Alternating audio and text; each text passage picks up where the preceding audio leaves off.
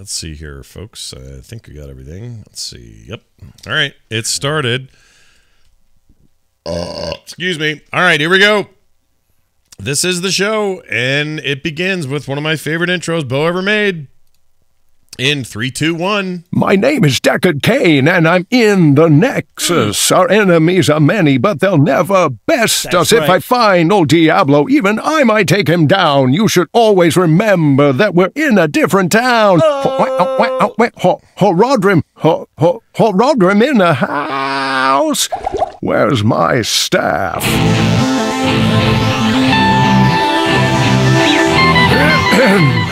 Stay a while and listen. Quickly in and quickly out is all the advice I can give you. This is Core!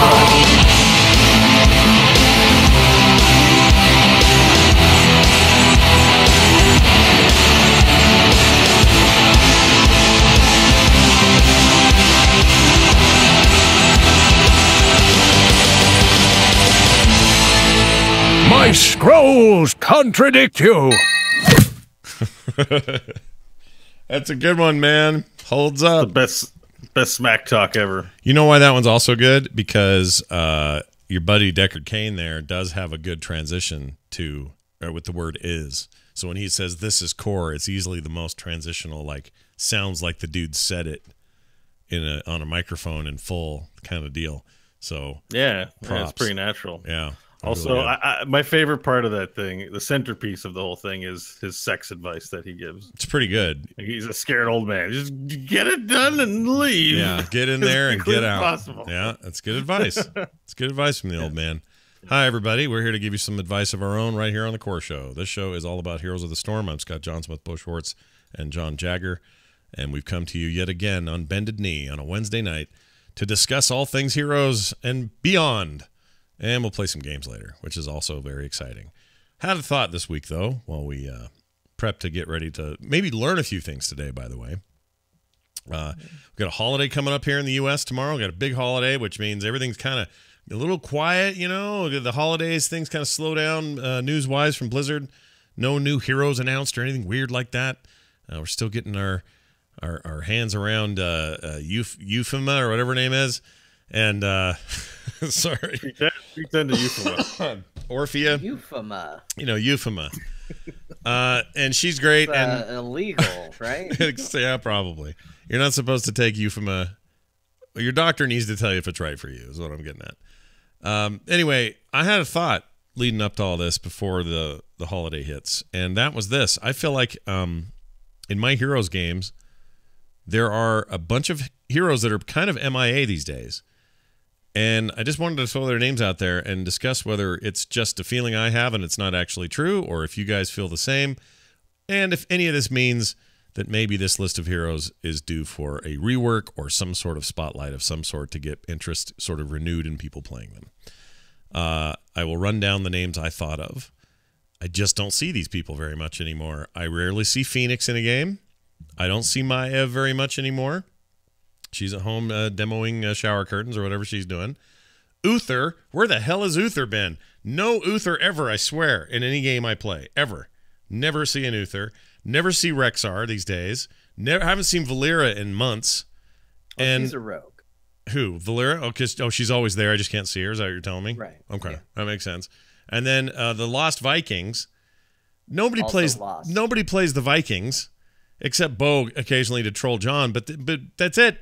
I don't see them anymore. I can't tell you the last time I saw them. It's got to be 6-8 months ago, and it was probably you, Bo, and then nothing since. So am I wrong about that list, or am I onto something here? What's going on with these guys, and why do they feel like they're being, I don't know, but players just aren't giving them the love they deserve? It's probably because they're not that much fun to play in quick match. Because we play a lot of quick match, so you know, I think some of those heroes I know, like Maiev and stuff, are kind of better and more coordinated play, and they're less rewarding to play. Mm-hmm. And I just think they're the favorite heroes, and these aren't them. and people spam, like, you know, Q spam them in their favorite heroes in quick match, and these are just not. You know, these are hipster picks for a lot of them. Some of them are new though. Like you know who else I would add to this is Urel. I don't see her ever. Like very rarely do I see Yrel. Yeah, you do see her rarely, but it's funny because some of these on the list are actually top tier rank heroes, and that's why you're not seeing them, because anyone who's playing them are playing them in ranked, right? And they're not playing them in quick match because they're playing fun heroes. So that's interesting. We're not seeing them in. I would say that for like Maiev, Phoenix, and actually that would be the two, and the other one you mentioned, Yrel. She's a top pick. Like it's just she's not like Maiev. Like they're not like these Genji or Asmodan type characters that either do lots of damage or do fun kind of things or just kind of fun to chill out and play with. That's probably why you're not seeing them that much. People like playing Abathur in quick match. You see Abathurs a lot. Yeah, and you see Li Mings, and you know, I don't want to say the fun heroes, but the ones that you're going to more often play for fun and get like a good dopamine hit from playing them. There's just some heroes that are just better at it than others. Do you agree, John? Do you think that's what's going on here? And I just have the skewed view because I'm spending a lot of my time in quick match. Yeah, I mean, it's one of those things. I think part of it too is you think about a hero and you think, oh, it's been ages since I've seen them. But sometimes that's also just because they're standing out. Like, I read this list and I was like, oh, no, I've seen a lot of Valeera lately. And then I thought, well, have I? Or has it just been that the Valeeras that have popped up here and there have been really good? And therefore I was like, God, I hate Valeera. She's driving me crazy. Who's this really good Valeera wrecking everything? And maybe she stands out then. Sure. Because of that, you know. Right. I've seen some Valeera. It's very easy to get punished on Rexxar and Vikings if you're not really good at them. So, again, I would say Vikings in either mode, you don't see a lot of play unless you're that guy or that girl. Same with Rexxar. Do you think the game ever gets to a point? I played Uther. Actually. I've been playing DPS Uther. Really? yeah. I haven't, because there's so many heroes in the game. There's a small pie of the heroes I've been playing, which is mostly Orphea. But the other flirtations I've had are Yrel and Blaze and Uther. Yeah, I've been playing. There's a talent. I think it's at level 4 where your holy shot can do damage and heal you, and you can build into it. And I've been just having fun playing quick match with that, and it's pretty powerful, to be honest with you, in quick match. But yeah, you don't really see him a lot. Well, maybe that's what I'm just perceiving. What happens to every? This is just a MOBA problem, not a problem, but. It happens in MOBAs when you've got a deep hero pool. People start to sort of settle on whatever the standard picks are for whatever the standard modes are, and then maybe in this case Blizzard swoops in and says, "Hey, we're gonna clean up Valeera a little bit, or give her a new, part of her kit or whatever. They're gonna rework her." But it just feels like because this game's just now getting to that point, it just feels a little weird. Just not used to not seeing those guys. In a purely casual for fun mode, there's always going to be heroes that are just more fun. Yeah.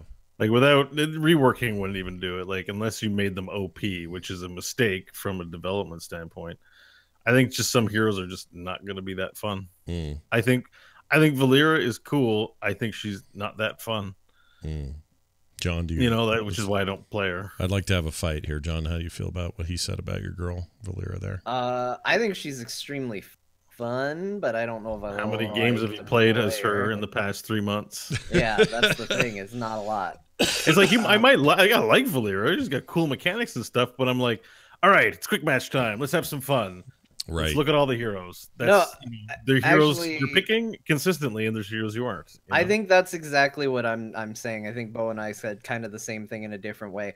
I love her kit. I think she's fun to play as. I think the meta and the environment with which you pick into her right now is not a lot of fun, so I haven't been playing her. Yeah. I love you, honey, but I just don't want to spend any time with you. Yeah, I don't want to. I'm here at the office a little late today. Yeah, that's exactly it. I get that. Nailed it. So that's interesting. So what you're really describing is a mode dichotomy that we already knew existed, but I think that's all this is. Like you're not going to like in competitive. How often do you see Genji in there? Is it still a lot? Is it a little? Yeah, or okay? So he's kind of everywhere.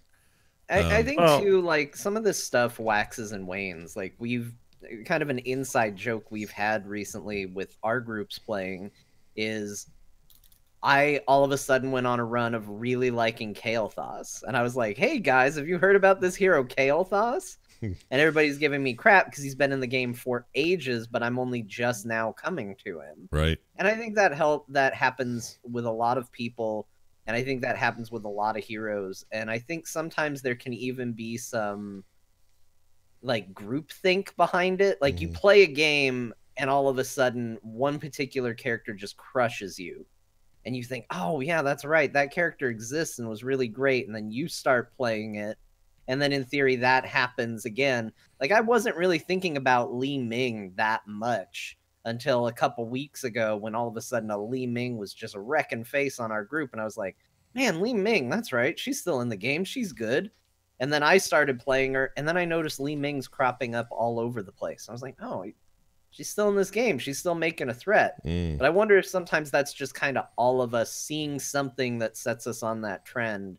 And we all kind of fall into that same rut of noticing and playing the character over and over. Yeah, it's like you go by a Chevy minivan and then suddenly you notice on the highway how many people have Chevy minivans. It's kind of like that, probably. Yeah, I totally get it. Oh, go ahead, Bo. I've got a fun way for you to sort of corroborate this feeling with data, which is you can go to HOTS, and on the main splash page, you'll find a little link that says additional filters available. You can actually filter the games out to, let's say, just quick match games, like, or whatever mode it is you're feeling, that sort of thing, and sort by popularity. And the least played hero is the Lost Vikings with 1,626 games. Sounds right. Keep in mind the highest played is Orphea with almost 40,000. Right. Rexar, Chen, Probius, Yrel. There you go. She's not played very much in quick match at all by comparison. Cho'Gall, Dehaka, Malfurion, Samuro, Blaze, Tyrael. You know, how often do you see Tyrael in quick match? Very rarely. Uther is up there with only 5,000. Like, these are all very close. Not a ton of games played. Even Deckard only has 6,000 games, so it might just be luck. Yeah. But yeah, they're definitely underrepresented compared to, you know, what are the favorites? Genji.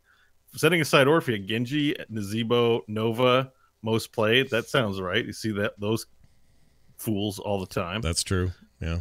Kael'thas, Li Ming, Abathur, Sylvanas. You know, it's a good reminder that people are probably, they don't really realize it, but you're playing a very different game in quick match than you would be in another mode, because the people that are, or the characters people are picking up and playing for quick matches are it's just a very different environment. I mean, I don't waste my talents in quick match. Like, if I'm like, oh man, let's give 4 other randos a really great experience on my awesome, you know, Diablo play or whatever, I'm like, no, save it for ranked. Screw those people. They're strangers to you, and you don't care about them. they're gonna get my bad Blaze play. Yeah, that's what they're gonna get. Yeah, right. They're gonna be all up in it. No, I get that. It was just a kind of just a weird thought that for the first time in the game's history, anyway, I felt like I was just seeing a lot less of certain characters, and it was nagging at me. And it was a mix of old and new. Like, you know, we can't get much older than Uther, but you know, Phoenix is relatively new. Yrel's pretty new. And that feeling of them being gone, I think is it's a bit of a mirage, because if I was to hop in other modes or other tiers of play, you'd probably see these guys a lot more. But it is interesting to see how that all plays out. And I don't know how they target a character for rework, like what the obvious moment is for them to go, all right, you guys, next up on the rework list, make sure you get so-and-so in there, because I don't know what factors. Like, that's interesting to me, and I'd like to know more about how they do that and choose that. But I wonder, excuse me, I wonder if any of these that I've named are being targeted. Probably not Uther, because didn't he just get reworked-ish? He did, but you know, you still don't see a lot of him. So yeah, I don't know. Sometimes, you know, sometimes you see characters get revisited a lot. Like Chromie, I feel like, has gotten a lot of tweaks and alterations, and you know, the term rework sometimes means a lot more in some cases than others, but I feel like she's had a lot of reworks because of popularity versus perception when you're on the opposite side of a Chromie. And you know, they can do a rework to Uther, but then if nobody still plays him, do they just say, well, we tried, he's just not gonna ever be played, or do you try again? Yeah, I mean, if nobody's playing, does he even exist? Does Uther exist if nobody's playing him? Think of that. That's deep. Uh-huh. That's a deep question. That's right. I think Uther has his place. I think you probably see him a lot more in ranked maybe than in quick match would be my guess, just because he does have the point and click stun, which is extremely useful for high mobility, but that's a coordinated effort and not something you can plan for in quick match. Like, you're not going to queue up in quick match and go, I got a good feeling there's going to be a Genji on the other team, so it's probably time for some Uther. Yeah. I'll just roll those dice. Yeah, exactly. Well, good luck to Uther and all of his less played buddies. I'm going to do something a little different here that I really haven't done before. We'll see how dumb this goes or if it goes well at all. But we're going to take a quick commercial break. Why? Because this is funny and we don't play it enough. And the other reason is it's a holiday tomorrow. So sit back and listen to this ad from not really a sponsor. Now you too can bring the metal and fury to your living room with your favorite hero. Mecha Battle Storm! Introducing Mechaterial. Mechaterial. Justice protocols initiated. Mecha Tassadar. It's time to kick some afterburner! Optimus Rhaegar. Into a healing fountain before you bleed out. Forces augmented. Oh no, it's Abathur! I'll handle this. But you can't beat all three of them by yourself, Tommy! I am justice itself. Death. Acceptable outcome. Hey, where's my healing, Billy? You're a feeding piece of shit, Tommy. Mecha Battle Storm. From Blizzard. Ages 3 and up. Xenophile Abathur contains pieces that are choking hazards for young children. Batteries sold separately. It's still just as good, man. So good. That's a nice blast from the past. Yeah. Yeah. It's almost a year ago now, I think. Yeah. Still kind of a reminder too that hey Blizzard, where's our additional Mecha Storm win / more little anime. I want more anime is what I'm saying. Yeah. Out of the team. Yeah, what heroes would you most want to see in a mecha treatment? Oh my gosh, I don't know. I mean, some of them there's already. 2 mecha Junkrats in there. Artanis. Of course, Artanis. Well, But he'd be cool. Optimus He'd have Artanis. double lightsaber blades coming out of his hand. Like, he's perfect for it. He does a dash. You could put little rockets on him. No, he'd fit. He'd be okay. He's a good fit. I agree. There's some others in the game who I think have come since or maybe before, but they've got good mech skins. Like, you just mentioned him, freaking Tongue Boy. What's his name? Dahaka. Dahaka has that cool robot skin thing he wears. He'd be a really interesting character in a big robot fighting short of some sort.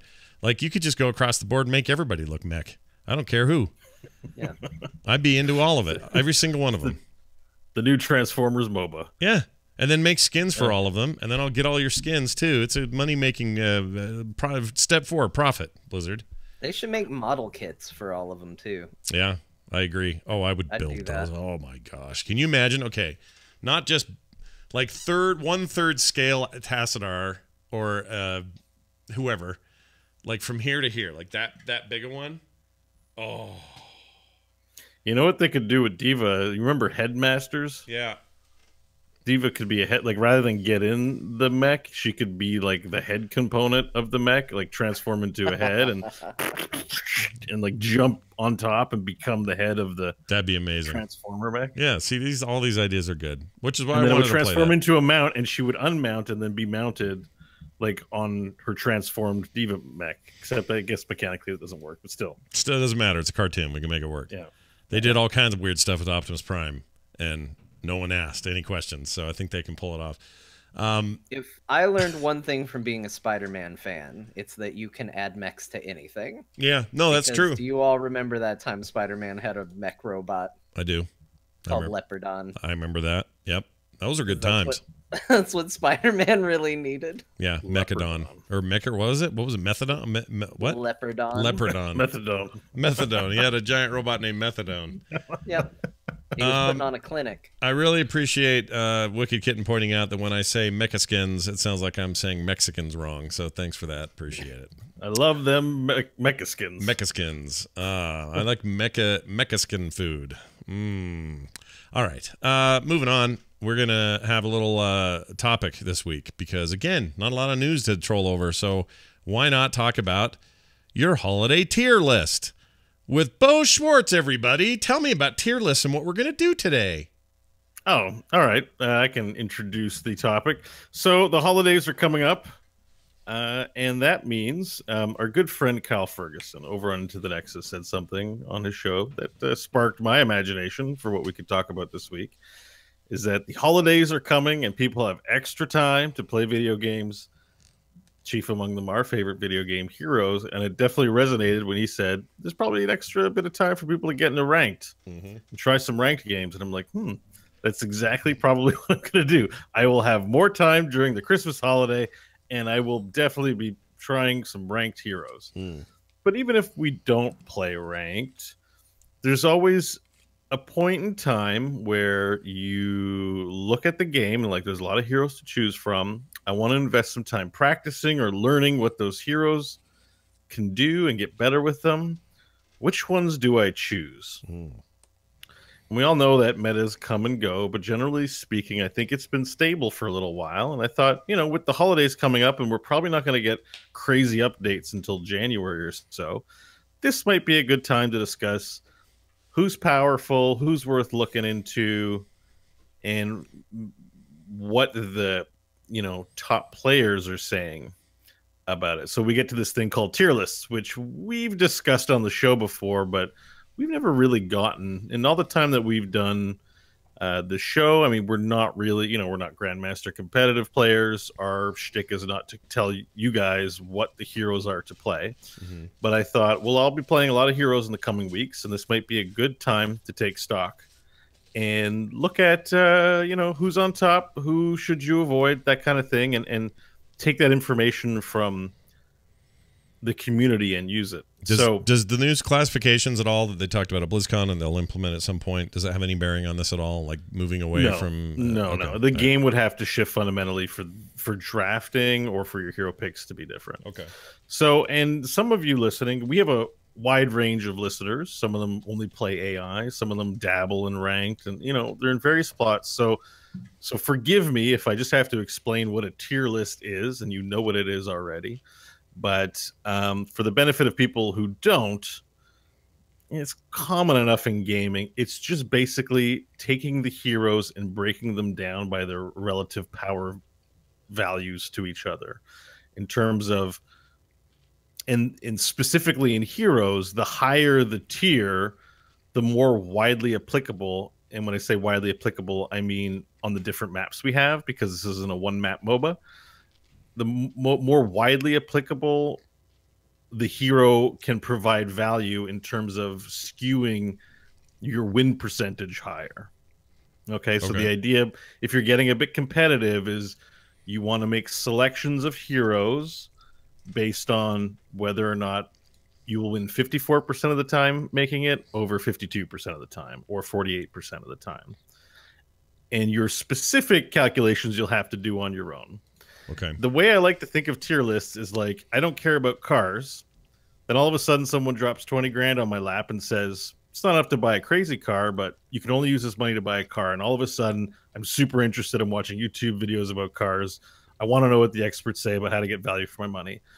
That's the service that tier lists provide. They're different than the aggregate data you will find on HotsLogs in that these are well-respected, well-seasoned players offering their opinions on what's a good investment versus what's not a good investment for your more competitive games and for your time. Essentially, there's 90 heroes. Which ones should you focus on if you want to have a little bit of an edge? Right. So that's what we're going to discuss today. All right. I love this idea. I feel like this is something we haven't really delved into before, so a real good chance to do this. So let's talk about tier S or tier 0. Why is it before we get there? Just one more thing to mention. This, I say this isn't our tier list, but the temptation at first was to take one tier list and discuss it. But the fact is, a lot of high-ranking players have differing opinions on what's good and what's not. Right. So just so people understand where we're getting our information from, if they are someone that's in the know, is I did a consensus of a lot of the tier lists on Heroes Hearth. McIntyre, not Paradox have their tier lists up. Rich, who's a Korean player, considered by many to be like the greatest Heroes player, yesterday released something of a tier list. So I used his. Grubby has a tier list that he keeps updated. And Tempo Storm on their site has a meta snapshot, which is also a useful tool. And JHow also maintains a map-specific Excel document. That is insane. This thing is like a labyrinth. It was a little bit less useful here because they're map-specific in his approach, which is good, but we're being a little more general. Okay. So those are the main sources of information. A lot of times they differed on opinions, and so I made a note of the ones they differed the most on or were contentious. But yeah. So and this stuff can also change. This stuff can from. change week to week. This stuff can change month to month. Like, don't hear this and think, "Oh, this is set in stone and will never change." I would say that you're probably good with this list until the next hero releases, or if there's a significant balance patch. So, probably carry you through to January. Oh, that's pretty good. Do you really? I mean, this is kind of diverting quickly, but do we think we're going to see another update before the new year? Because I kind of think we're going to get one more. Oh wow! Somewhere between. There's definitely going to be an update with new content for Winter's Veil. It remains to be seen if it's going to contain any meaningful gameplay updates or a hero for that matter. Affect the game. There might, if the ranked system gets put into place, that still doesn't affect how we're playing our games. So what it's if really the XP changes get in though. That could be a big the XP changes if they get in. I think that's. I mean, it's a crazy thing to do before Christmas holidays. So my expectation as a player is that wouldn't be the case, but we might get it. And if that's the case, this all changes. Okay. But we're still going to, Orphea just launched. We do have change. There's never a good time to be talking about this where you're like, I'm going to get a good 6 months out of it. Right. But because the holidays are coming up, I'm betting on we'll have some stability in our meta until the holiday season's over. Well, and regardless, I think even when you look at it from the perspective of keep in mind, there was differing information depending on whose list. It's not like there was any one definitive list. We're doing a consensus to try to get as definitive as we could. But keep in mind, your mileage with this is going to vary. Like, the idea is to address this for people that are saying, who should I pick? If you feel real strongly about a hero and you go, nope, I play that hero well, and we say that hero's, not in the meta or not on this tier list, you should still play what you want, play what you enjoy, play what you have. To be clear, we're not saying this. This is a consensus of information from professional players. Right. So don't go playing Diablo because we told you to do it. We're reporting that that's a good hero to invest in based on what high-ranked players are suggesting lower ranked players play, because one of the primary forms of content that high-ranked players offer lower ranked players is these heroes you'll have advantages in, or there'll be benefits in the long run to practice. Like, that's content that they give to their viewers, right, for their benefit. They're not doing it for themselves, like they follow it. Right. So that means, they're subject to error as much as anyone else. Right. I think, in these opinions. All right. Yeah. Well, these are all, excuse me, solid disclaimers, but I'm personally very interested in this because I feel like it's coming from good sources and it feels like not a bad way to spend your time moving forward. So let's talk about tier S or 0. I've never really understood how tiers work when people talk about tier S versus 0. Why don't they just call it one or the other one? I think tier S is very specific to heroes, and I think the existence of an S or a tier 0 is that the map doesn't matter, and that these are usually the class of heroes in this tier are all banned, so you don't end up playing them as much.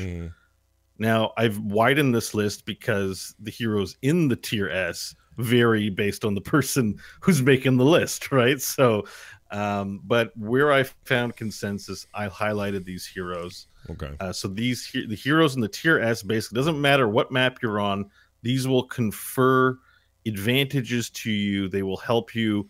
They aren't necessarily heroes that you're going to get a ton of kills with or all of a sudden control the game because you picked it, but they will help improve your position while you're playing the game tactically, whether from behind or ahead. And you have to make lateral plays. You will be able to get value improving your hold on the game. So let's talk about warriors in tier 0 or tier S. Okay, We'll start with them: Blaze, Diablo, Garrosh, Mal'Ganis, and Yrel. In these consensuses that you've put together, and this consensus of various opinions from these, pro to otherwise really good players, they're saying you can't go wrong with any of those. Now that surprises me, and maybe we can just address this real quick, only because I thought the jury was either still out on Mal'Ganis, or everybody had kind of said, well, no, he's just sort of a bruiser dude and not really your go-to guy. So how does this work out tier-wise with somebody who's like, well, yeah, not only do I want to learn this, but I also want to focus on a hero that's a good main tank. And at least two of these are considered bruisers in the game and not main tanks. So how do you reconcile that?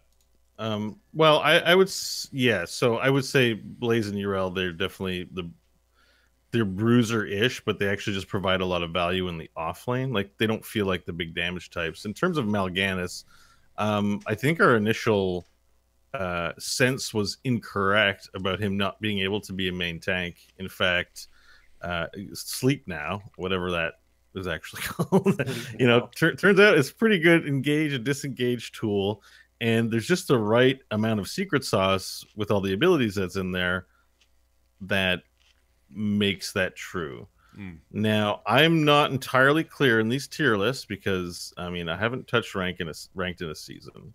My sense is that a lot of what we're seeing in Hero League specifically right now is going to be 2 warrior comps for a lot of it. There's actually a way that I can look at that. I'm just bringing that up here. But, to me, Blaze or Yrel, you're not playing in a solo tank comp. You've probably got, a tank and a bruiser. And your tank's probably Diablo or one of the second tier ones. And I will say for Mal'Ganis, I personally prefer to have a second warrior on the team, whether it's another actual tank or a bruiser. I prefer to have it, but I do feel like I'm still capable of being a solo tank with him. Yeah, and I've seen some people play him in ways that make me worry for the future of all players, because he can be played so well and so freakishly. Oh my gosh, just ruin everyone's life on the other team. He's good. He's currently my favorite character to play. So a lot of it has to do with the fact that he may just be overtuned. He is one of those heroes that self-sustains through damage. So up the damage, you up the self-healing, and then you make him harder to kill. So in the same way that Kerrigan can kind of teeter back and forth between too powerful and not powerful enough. I suspect that's what's going on with Mal'Ganis. And I suspect if that amount comes down, he won't be enjoying that spot. But as it stands, because I'm looking at the top hero compositions in the last 7 days, and some of them are saying some of these compositions that have the highest win rates don't have tanks in them, just a bruiser. And this is on Hotslog, so my sense is that Mal'Ganis may likely be categorized as a bruiser. Yes, he is. So he is getting played as a solo tank. To me, there's no other bruiser with near as much. It's not Artanis solo tanking. I'm sorry. Right. So it's these compositions that are winning quite a bit with no tank. According to Hotslog's categorizations, means Mal'Ganis is getting played as a solo tank. I feel like you could have said, Artanis took advantage of Mother Teresa on a date and assaulted her, and John would still he wouldn't care. Like, you can malign him all you want, John will still like Artanis. It's probably an extreme example I just gave. Probably a very extreme one. Well, I like him. I wouldn't make a case for him being the solo tank. Right. But, right. That's not his fault. He's just too good at other things. He is. Your tanks du jour are Diablo and Garrosh. Those are your guys. Those are your guys. It differs depending. Generally, Garrosh, I think, edges out Diablo right now. But I think it's pretty neck and neck in terms of what our professional role models are telling us. Well, in this warrior list for tier 0, he's not even listed though. You got Blaze, Diablo, Garrosh. Oh, you do have Garrosh. What am I saying? Garrosh is in there. Yeah, I've been spending the last 6 or 7 minutes looking for Garrosh on this list because I thought he wasn't there, but he's right there on the one I read. Derp. Yeah. All right. Well, that's good to know. He can throw you behind him. He's a bastard. Oh, I forgot one. Oh, here. who you adding there? Not on the tank list. Sorry. No. The next one. Oh, that's good to know. All right, healers. Let's talk about healers. Real quick though, before we get out of the tank area there, Blaze.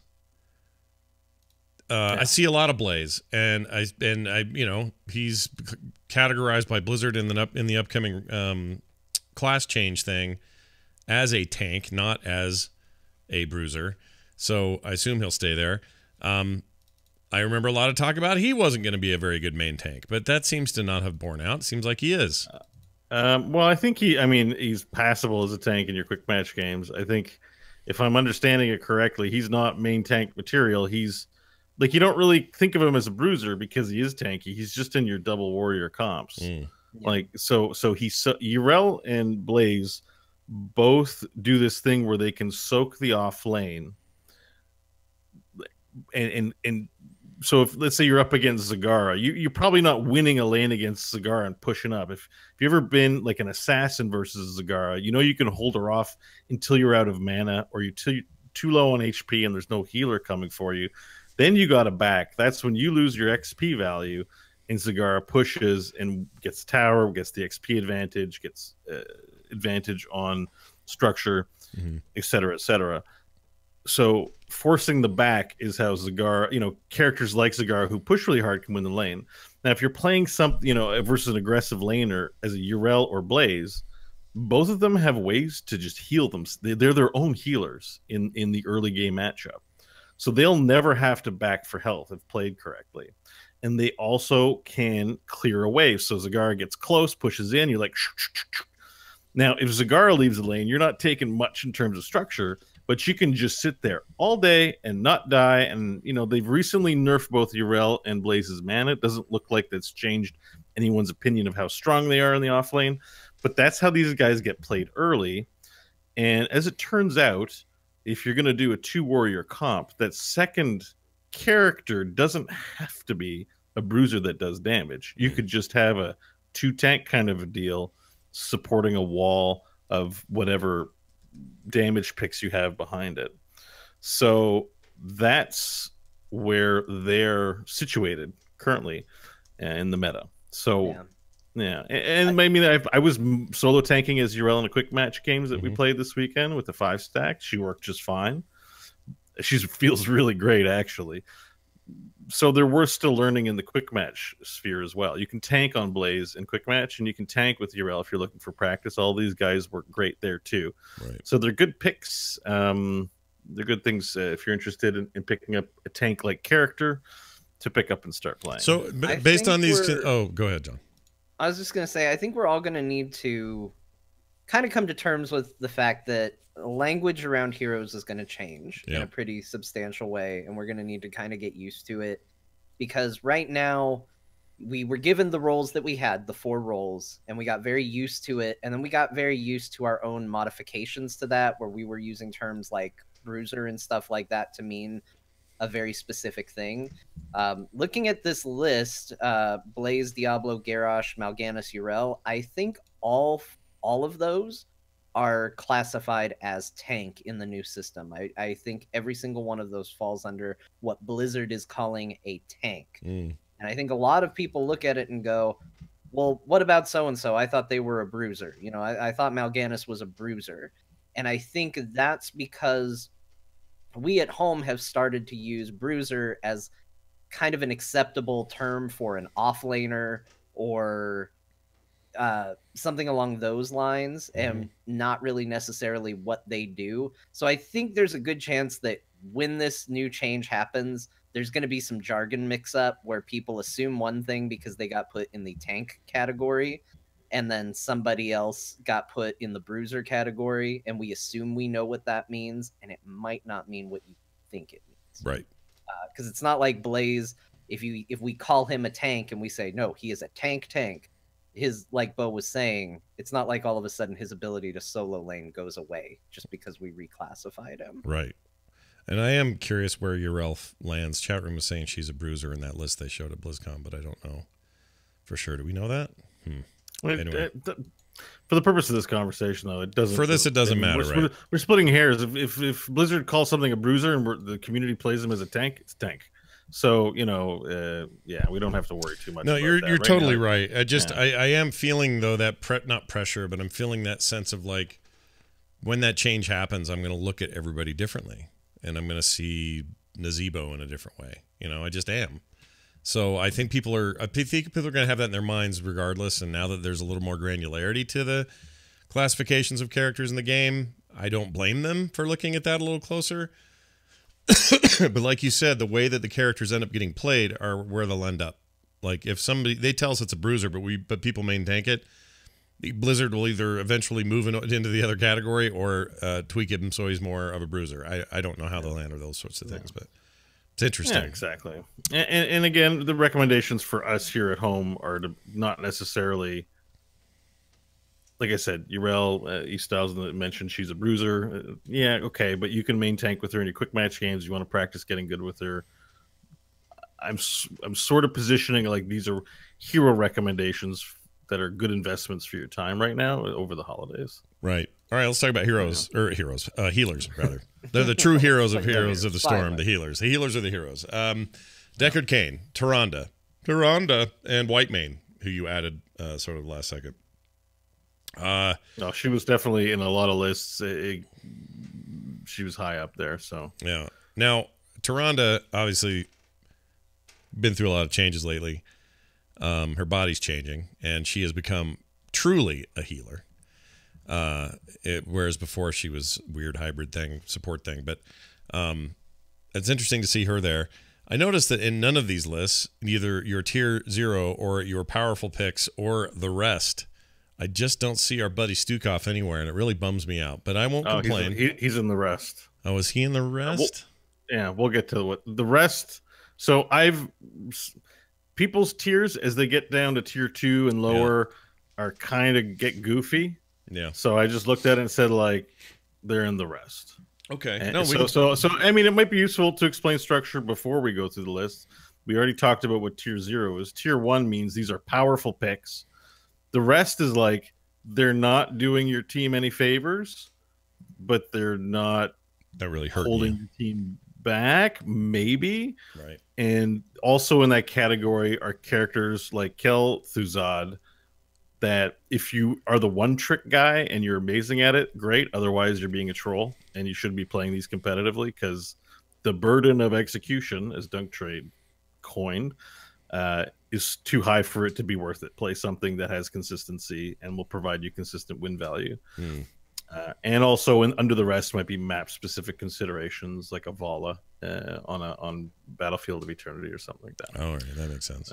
Then the last tier, or last tier is the trash tier, which are the ones that if you really trying to win games and be competitive, do not play these heroes. They are anti-competitive. Oh, and then there's a few contentious ones in there, which John will be happy to know. There'll be a couple of those that we're going to probably get hung up on, and that's okay. We'll get to those in a second. But let's get back to these healers. Deckard, Tyrande, Whitemane, all strong, all good, all great. Those are in your top tier. Damage, Genji, Maiev, and Raynor. Look at everybody. Your tutorial character, Raynor. He's back. Look out. He can heal himself. Yeah, he's got nasty amounts of damage, and it doesn't cost him mana to do it. He just right clicks it. It's good. Yeah, it's Raynor. He's Jim Raynor. He's a badass. Deserves to be there. The powerful list, you've got Tank, Anubarak, Dehaka, Johanna, Muradin. That seems good. This feels like a nice. So these are picks that are solid in their position. Right. They're probably providing you with an advantage, or they're a good pick, but they're not screamingly amazing. Yeah. Healer, you got Alexstrasza, so Dragon Lady, and Malfurion, the Tree Prophet. They're in there. And I'm coming around on Malfurion a little bit. I know I complain a lot, but he's all right. Damage, we got Phoenix, Hanzo, Jaina. It's been a long year for Scott and Malfurion. It really has. The relationship, much like Tyrande, has changed. We've gone through all the, what do they call those? The stages, denial, anger, all that. Are you just acceptance now? Yeah, we're back to acceptance, and I guess he has new abilities. And where does it go from there after acceptance? Does it go to Nothing. You move on and find a new healer. All right. Like then you start dating Stukov and realize you were happier there all along. I was. It's his big hand.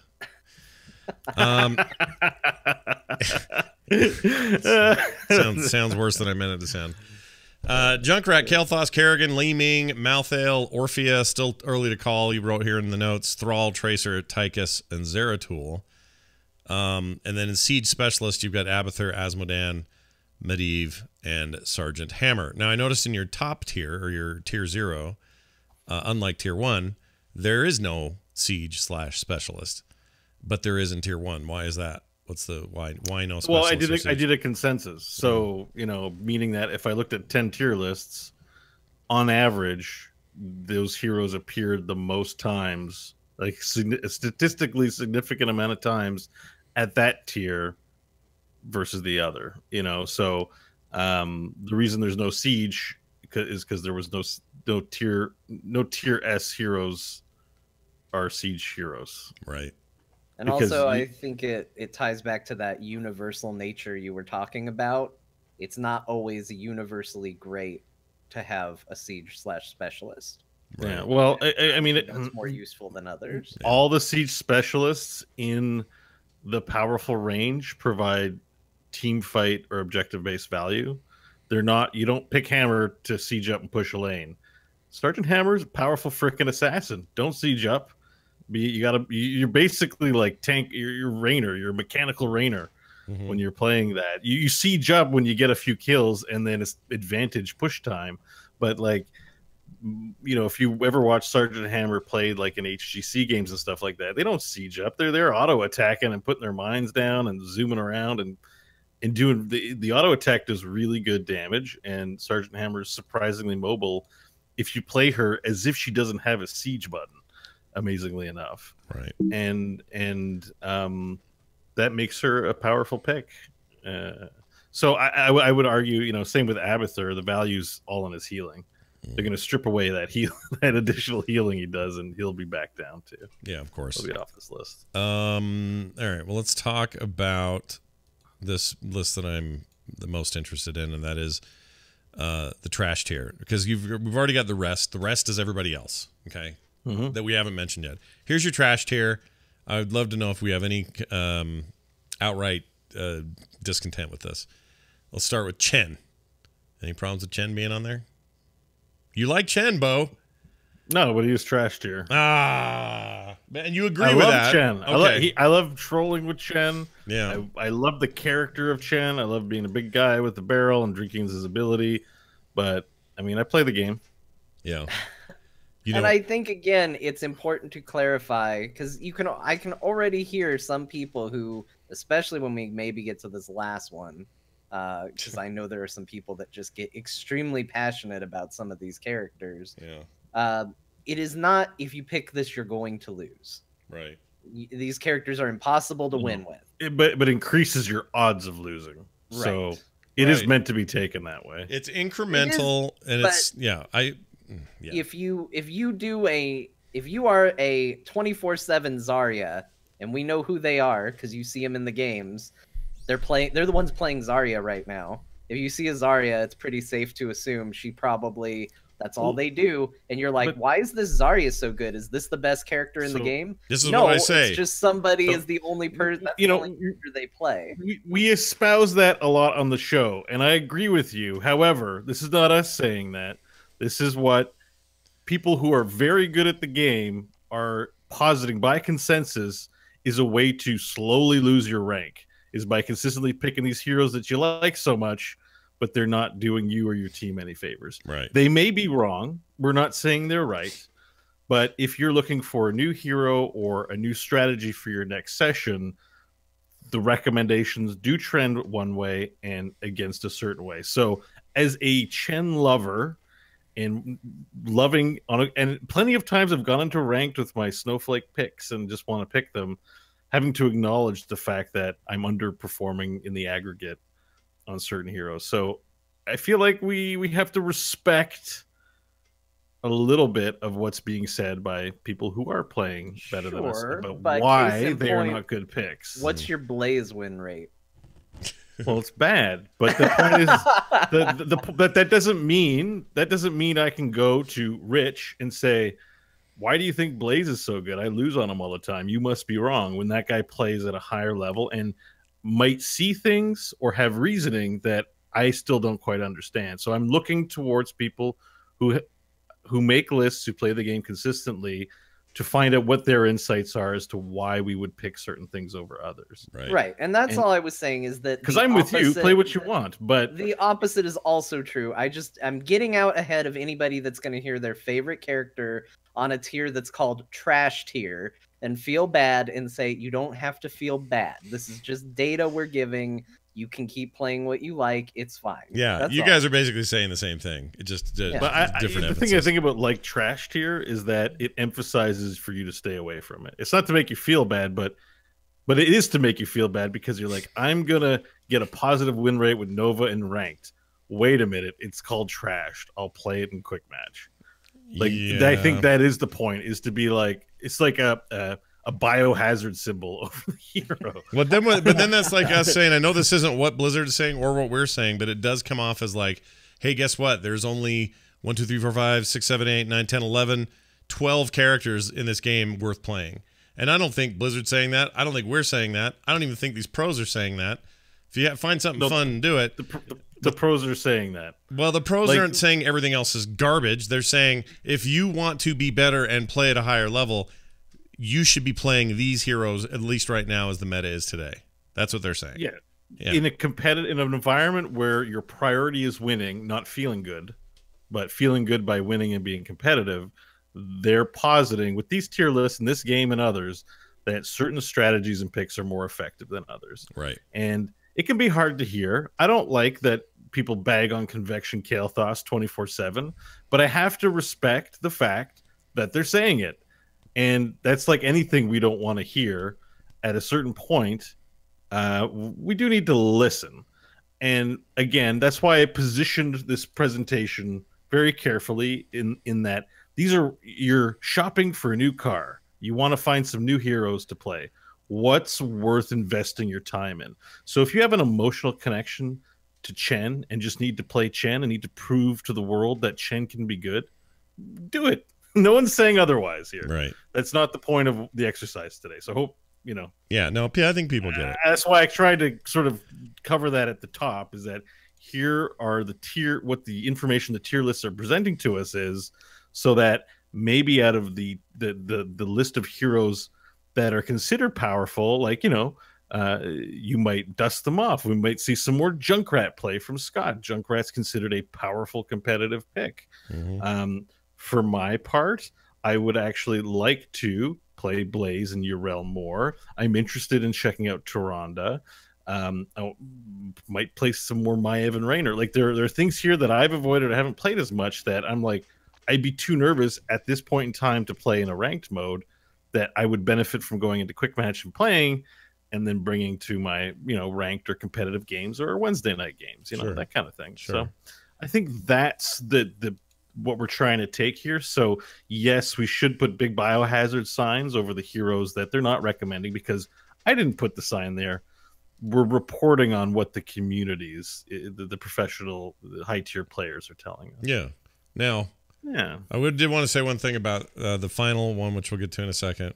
But I know they're Arya people who play Zarya, and they know who they Arya. I don't know why I said any of that. Let's move on. Cho'Gall. Cho'Gall's next up. We only covered Chen in the trash. Oh, okay. Yeah, I'm still moving here. Cho'Gall. He's up next as trash. Chromie, Diva, Gazlo, Lieutenant Morales. I mean, I love her, but I can't deny that she's rough right now. Murky, Nova, Probius, Rexar, Sylvanas, The Butcher. I see a lot of Butcher games, but again, it's quick match. The Lost Vikings, Valeera, Zagara, and, like I mentioned before, Zarya. I'd probably put Valeera in the contentious category, because I know some people espouse that she's good, but I don't know. This is aggregate information. So do you find anything in here that you guys would contend is not shouldn't be here, or should at least be contentious? Honestly, I would have said Valeera. But we're talking about competitive. Maybe she's not as effective in competitive. Right. Because I would also say I would argue that for a quick match style game, or even lower ranked games, I would say that Sylvanas is actually doesn't belong here. But if we're talking competitive, then yes. Yeah, I think I say this is where she should be. I can't find too many of these I disagree with. And again, what keeps popping up on my head is like, ooh, that one time that diva really showed us the door. But that's not what this is. Yeah, but that's so there's this thing, it's this concept when you're thinking about the stuff called results-oriented thinking, right? Which is that you're basing your conclusions on your results. So I last season I went like 11-1 on Zagara. I windmill slammed Zagara. She appears in like the trash tier list when I'm doing this thing. I'm like, how can that be? And some of it has to do with your rank, and some of it has to do with your personal skill on a hero. Personally, in a lot of the games I played, I punished their inattentiveness to my split pushing. It wasn't because Zagara was an inherently good character. It was because I got to run amok, unchallenged by players not up to that skill level. Yeah, they weren't answering your Zagara. So what that means is when you're picking a hero to bring to a game with this analysis is that I can't let my results being like I take convection all the time and win all the time inform what the analysis has been done by people who sort of live and breathe the game to say like, yeah, like if you go by your results, then your tier list looks completely different. But we're factoring in heroes, and it's funny because I've been watching the past week. I've become addicted to chess videos. I've been watching a ton of chess videos, just chess live streams, just chess. Just all of a sudden out of the blue. And it's really fascinating because chess has a lot in common with a MOBA game, which is kind of funny. There are pieces on the board, and there are positions when you're in ahead. There's positions when you're behind. There's threatening to do things versus actually doing them, especially with concepts like Fog of War.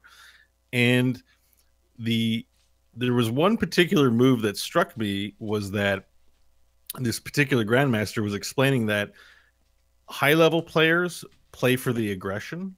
And he says, but what makes me grandmaster is I don't play for aggression. I play to improve my position. So just because I could make a play that, say, takes another, attacks one of their items and pulls it off the board, that begins a cascade of pieces being removed. And he said, but I don't want to just play defensively or passively. So you make this kind of lateral play that improves the position. So, and he demonstrates it's just quite fascinating. I'm down this rabbit hole now, and I'm like, am I going to start playing chess now? I don't know. And as this was swishing around in my mind, I started thinking it's interesting because some of the high tier heroes, some of them are flashy, but some of them are not flashy. What makes them high tier? And I think, again, that description when we talk about Yrel and Blaze being good on the off lane is that they don't flashily push in the lane, but they actively provide the team with ways to improve their position that doesn't necessarily equate to kills or capturing objectives, but in the aggregate puts them ahead. Right. And I thought that was fascinating, which is why, like, Nova, I used to play Nova in the Hero League all the time, and Nova's always been bad. She's always been hated by every ranked tier list maker since the dawn of this freaking game. They will never put Nova in anything but trash tier. Yeah. And I love me some Nova.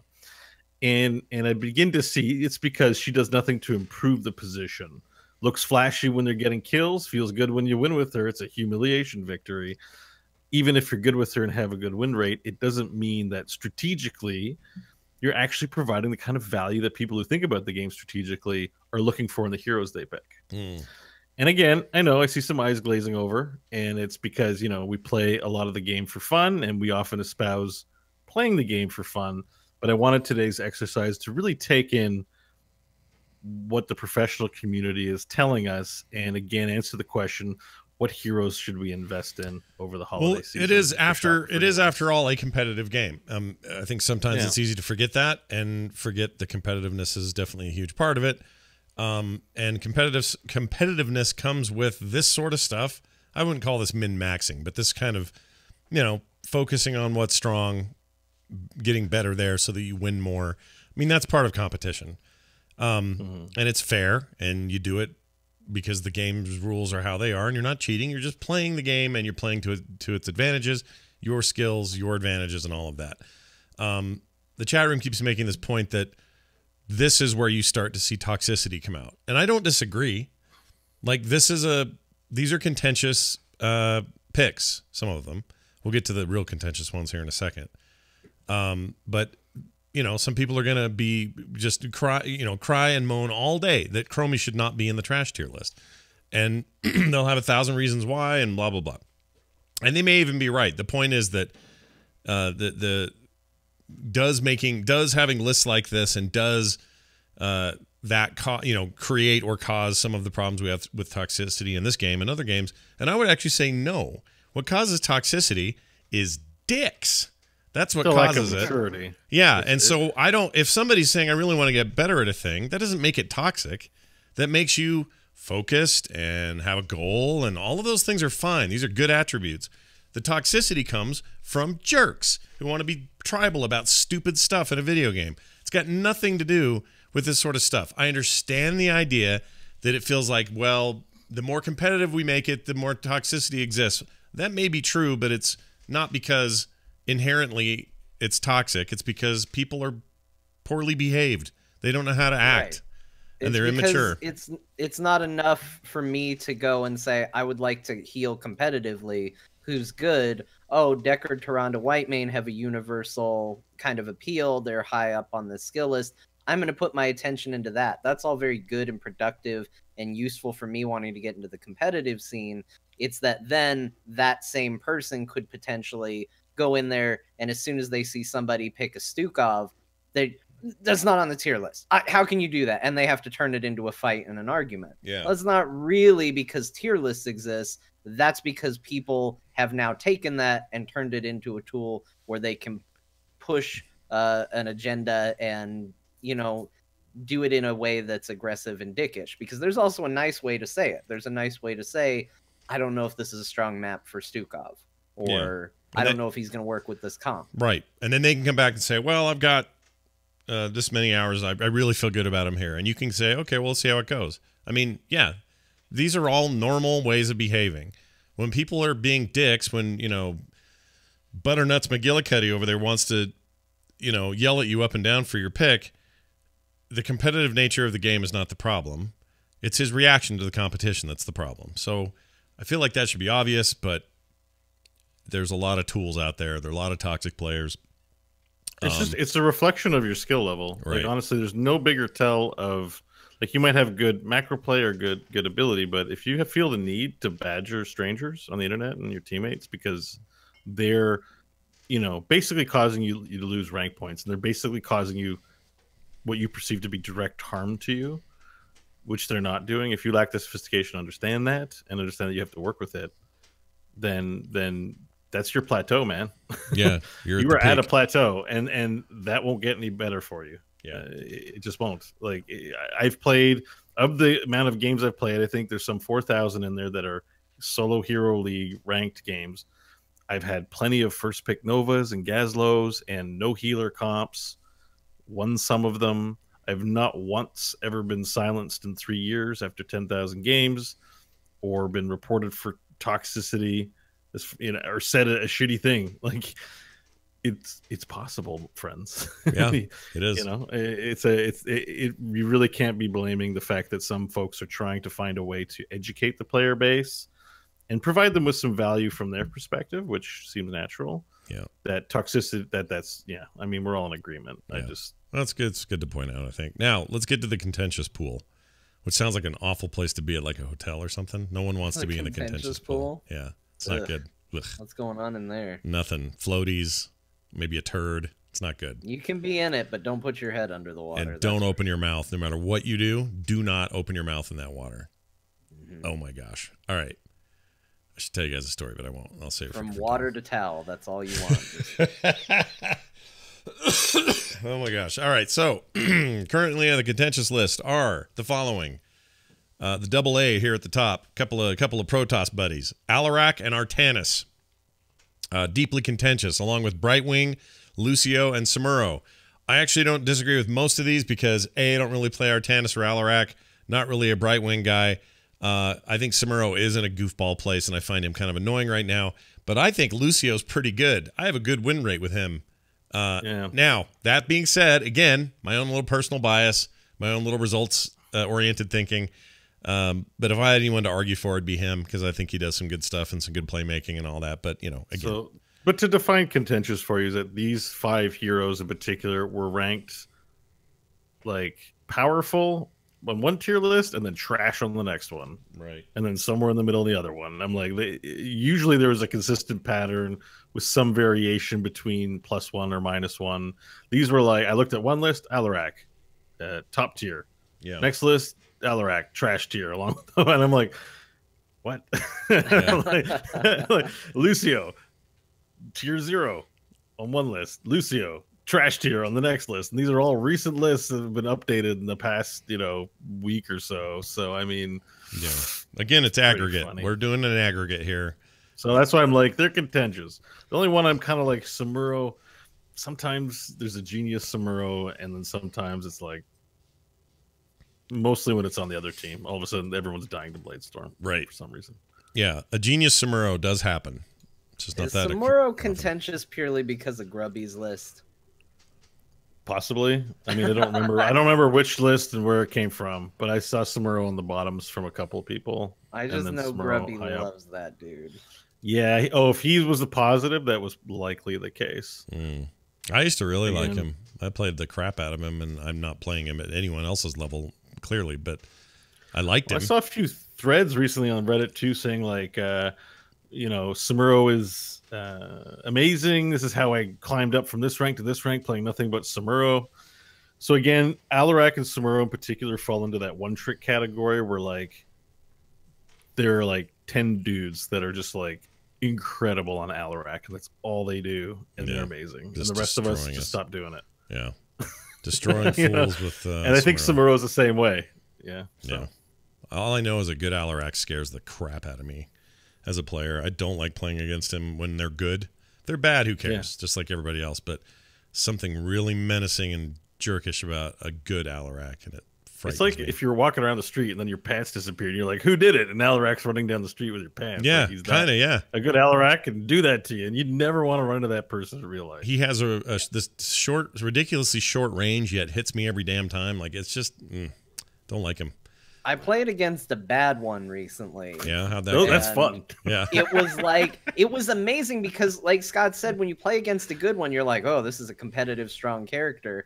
And then when you see someone play him the way I would play him, you're like, oh, I don't have to ever worry about this character. I can kind of just ignore him. I don't even need to worry. He's not going to do anything. He's just going to stand there and be snarky. Yeah, he's barely here, basically. Yeah.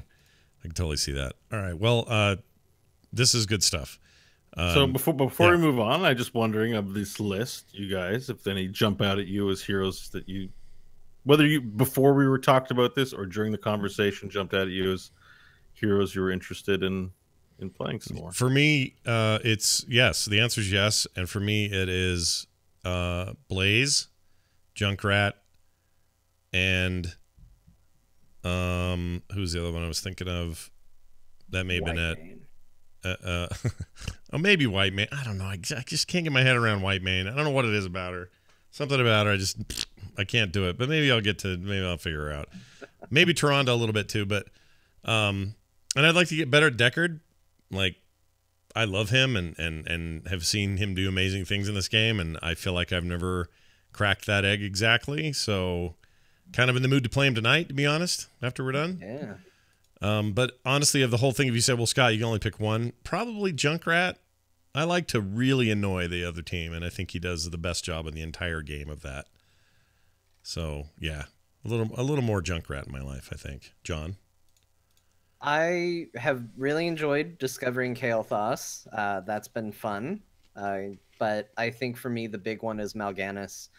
We've played a lot of games lately, and I think the last set of games we all played, over the weekend, I was just on a Mal'Ganis kick. It felt consistently incredible. Like, he is one of my favorite characters in the game at this point. Like, I went from not that interested to, oh my gosh, this guy is a blast to play. Yeah. The games after the pep talk. Yeah. We've been on a good run after the pep talk. No, wait, you had a pep talk about him? Is that what happened? Well, yeah, I streamed a bunch of games this weekend, and then we lost a couple, and then we're like, all right, guys, what are we doing? Oh, right. We're all 5 of us in a lane. We're constantly 5 levels behind. What's going on here? I don't want to be that guy, but yeah, then I look up. then I switched, and then it was beautiful. I stopped playing Kael'thas is what happened. Yeah, well, I was also being selfish and playing Orphea all the time, so we had like this weird double mage thing going on, and you know, if I was being more generous, I would have got off Orphea so you could Kael'thas, I think.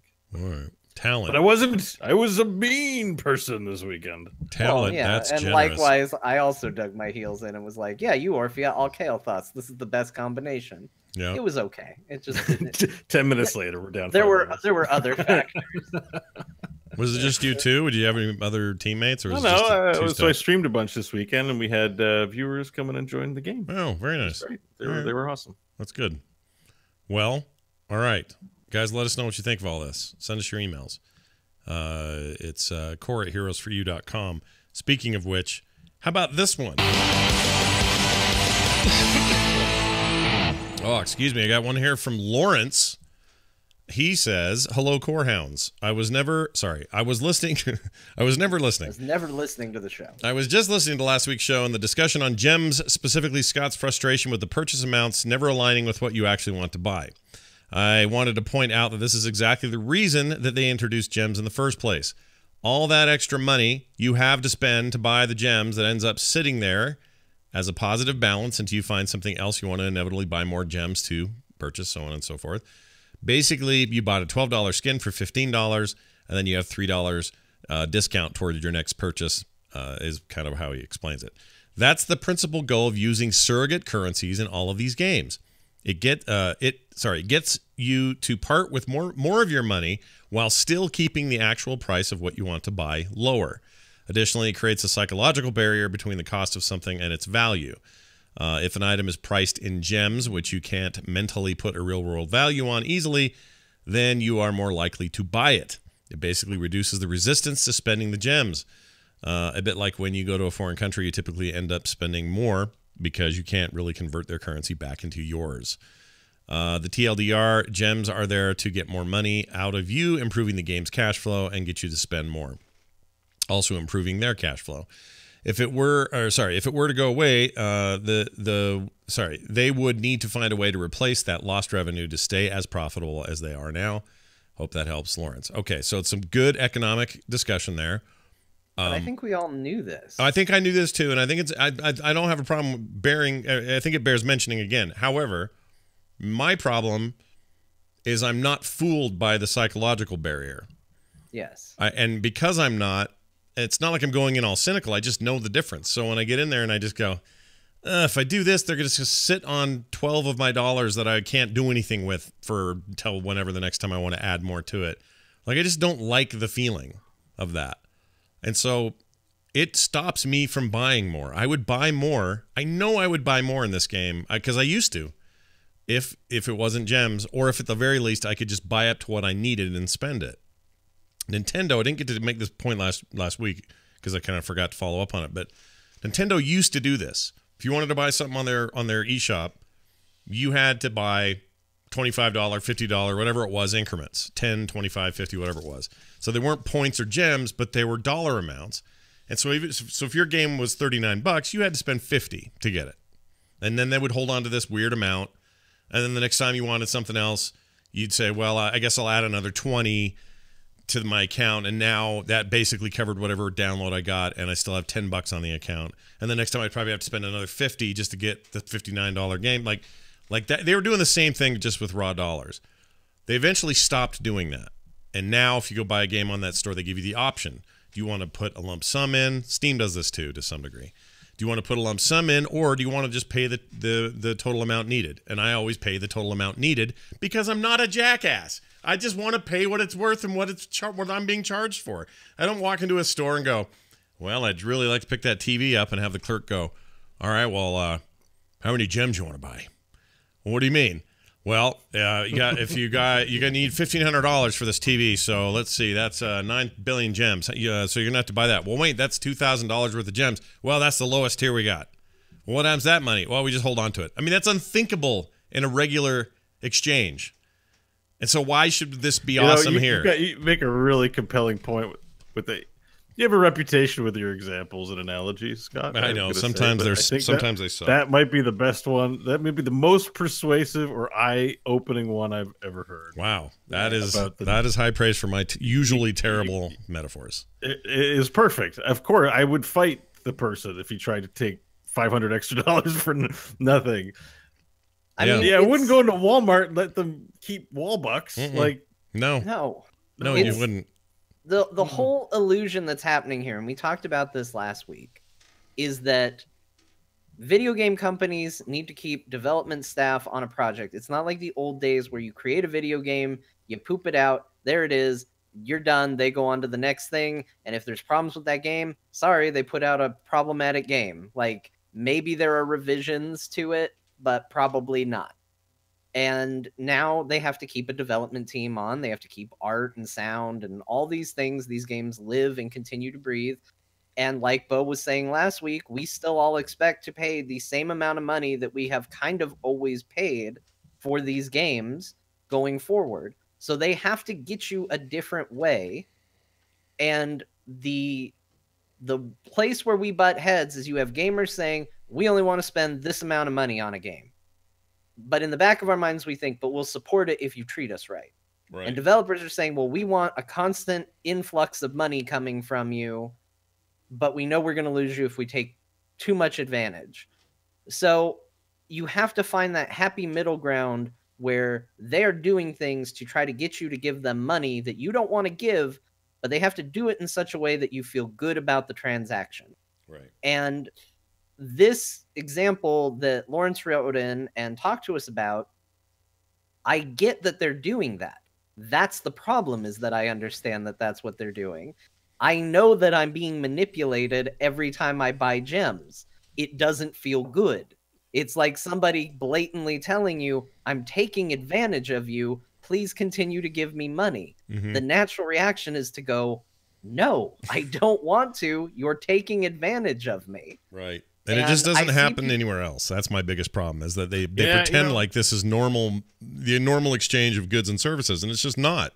It doesn't happen in Hearthstone, which you kind of think it would be a place ripe for that. Like, it doesn't even happen in Overwatch. Overwatch has their big mobile game, and it's like completely not present. You just make cash purchases. It's the same thing with Overwatch. You want a bunch of stuff for whatever you pay a flat dollar. It was sold to me, and I was excited for it because of the idea of earning the gems. So, without that, because without them becoming a gambling company, I get like there's laws about ponying up money and then getting money back and using actual cash versus space currency. To me, that's the only argument to have it in the game, which felt like with the free gems, maybe there was a future in there. And last week, I was the odd man out saying I'm okay with gems, though, because of that reason. But if that's not going to be in there, then I'm completely on your side. There's no point to this. My sweet Walmart analogy pushed you over the edge, you have to admit. It's pretty sweet. It did. It really did. I don't want to give Walmart extra money. Screw them. They have plenty of my money. You know what? I had an arcade when I was, I don't know when this was. I was probably in my late teens, that tried this little scheme. You would go there, and getting tokens instead of quarters isn't that unusual. A lot of places do that. Right. At least they used to. So you'd have a machine, you put $1 in, out would come 4 tokens. Each would represent basically 25 cents, and then you go play games that were 25 cents. Well, this place would give you 4 tokens, but every game was 3 tokens. Didn't matter what game either. Old, new, didn't matter. 3 tokens across the board. Right.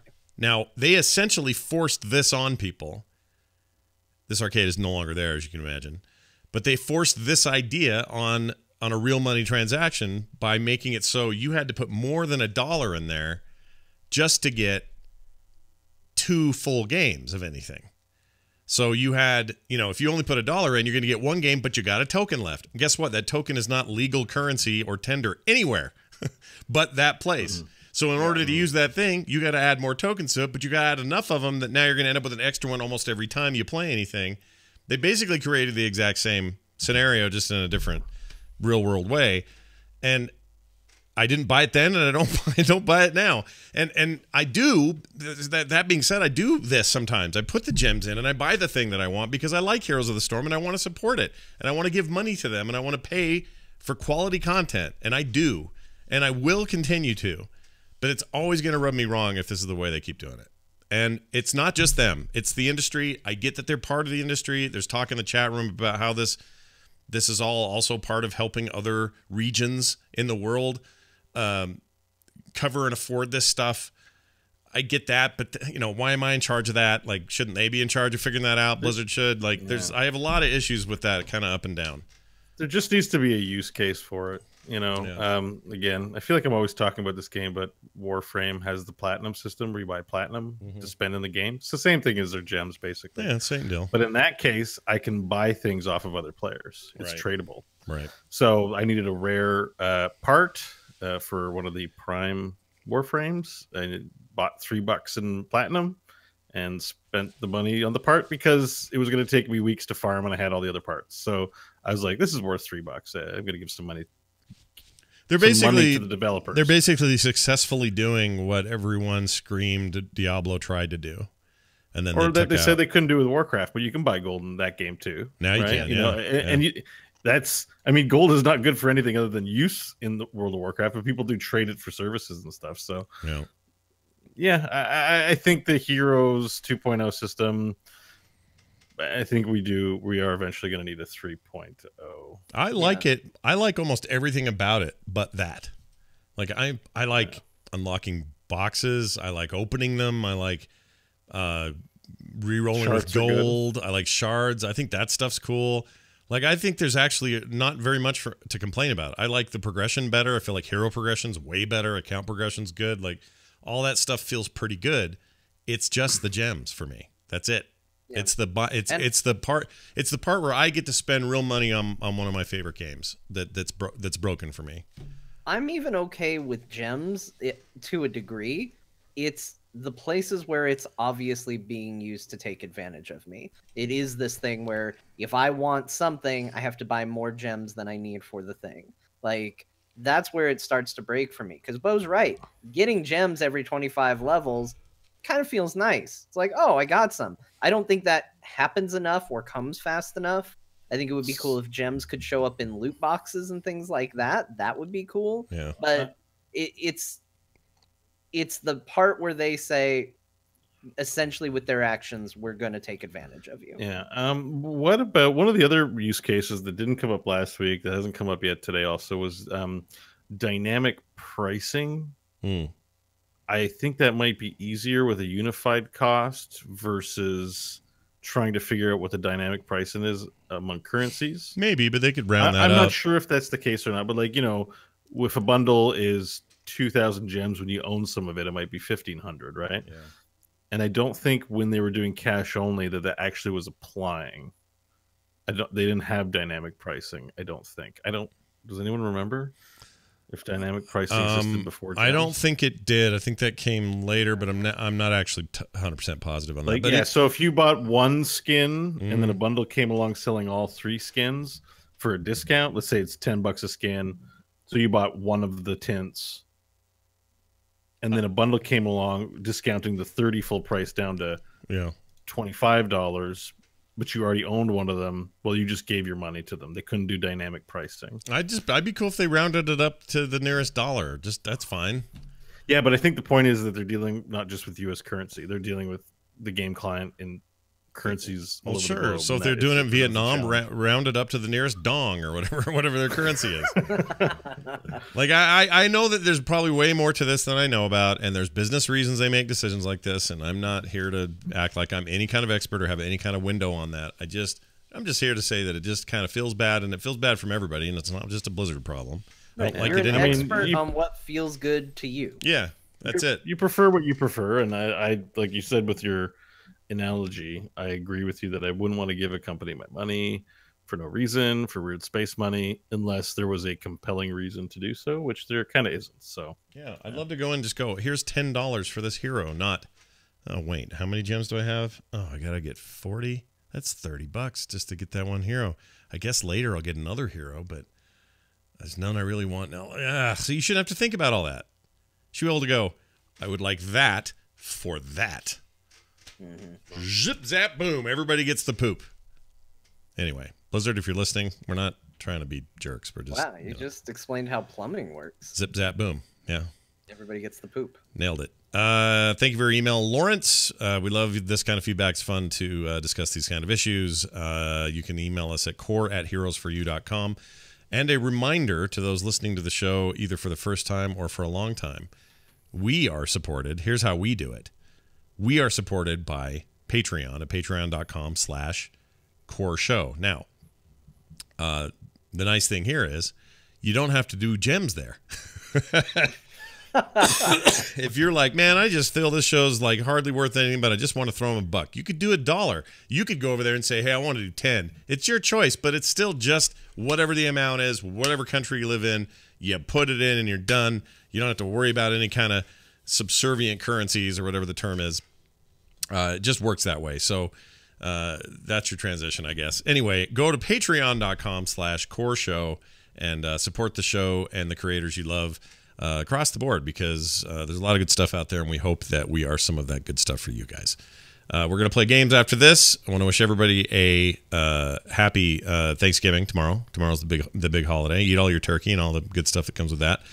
And we'll be back next week with a brand new show. Bo, I don't know what you guys do on Thanksgiving, but I hope you have a good whatever that is for you up there in Canada. Well, we had it. It was in October. Oh, right. What do you do for? You don't do anything for ours, right? For the date, it's just normal. It's my brother's birthday this weekend, so we're going to his and his boyfriend's house for some dinner on Sunday. So that'll be nice. Well, all right then. That's not bad.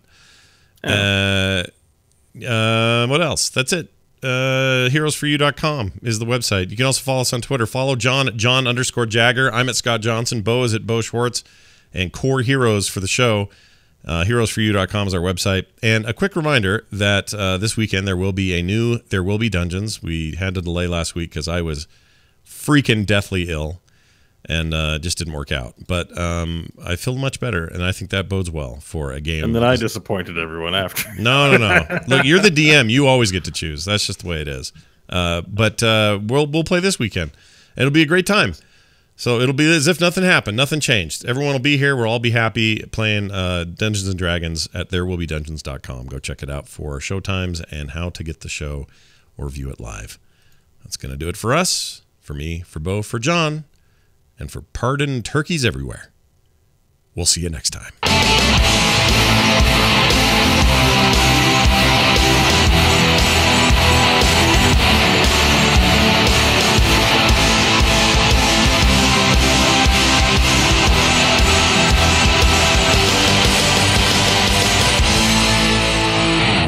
This show is part of the Frog Pants Network. Frog Pants Network. Get more shows like this at frogpants.com. That's a good